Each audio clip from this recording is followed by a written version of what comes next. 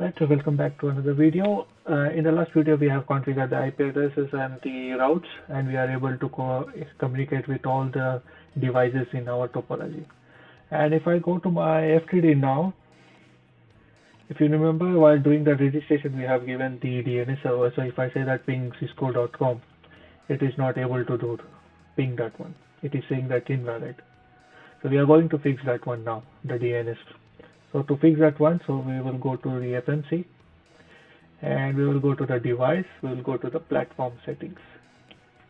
So I'll click on threat defense settings and I will just provide any name for it. So I will say that PLTF platform and I will select my FTD and click on save. And now it will give me some options over here.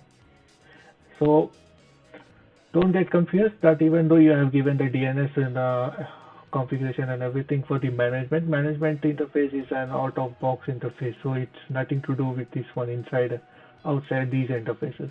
So it's entirely a separate interface. Okay, so do not confuse with that one. So we are going to now say that configure the DNS for these inside, outside, and DMZ interfaces.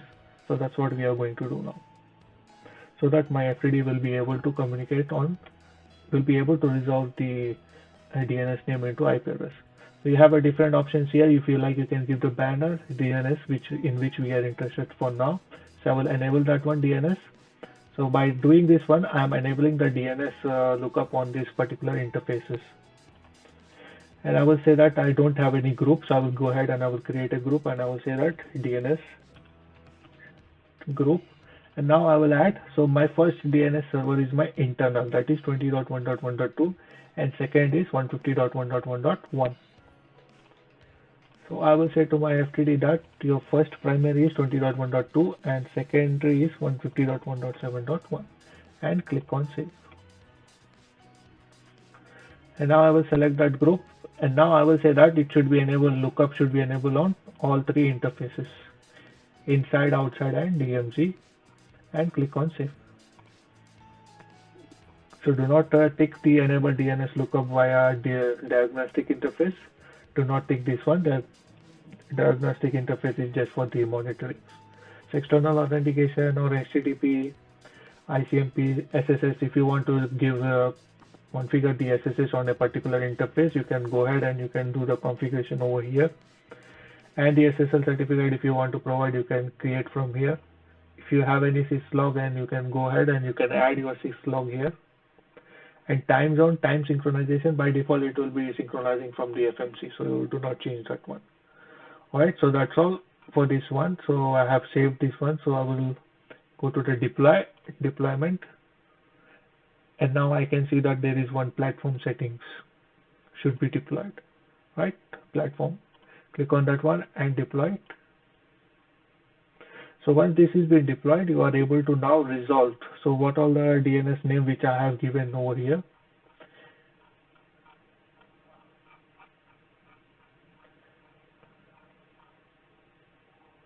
Okay, this is server 1. I am going to the ISP.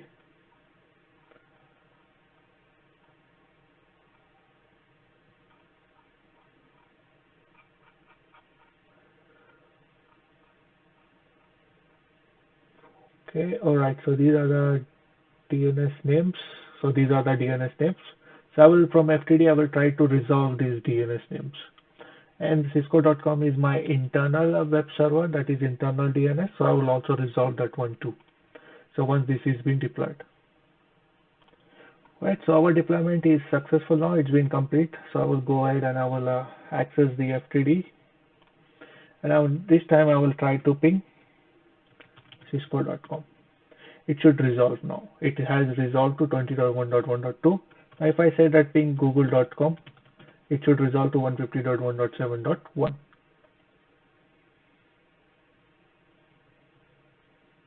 See that? It has been resolved. Similarly, I have the Microsoft also. I will check all of them. And Microsoft, Facebook, and I should see one more.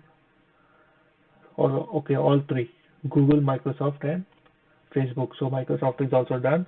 So I will say that facebook.com.